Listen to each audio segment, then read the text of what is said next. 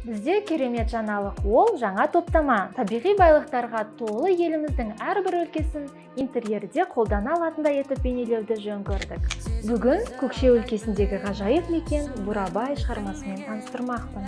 Бурабайдың тау тасы да, көлі де, жазық даласы да ертегілер мен аңыздарға толы. Бұл жердің табиғаты, қарағайлы орманы небір бейнені көз алдыңа елестетеді.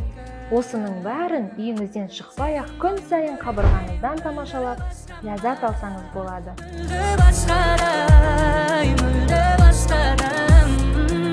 Senin oyun börek benim müldü başkama, müldü başkadan.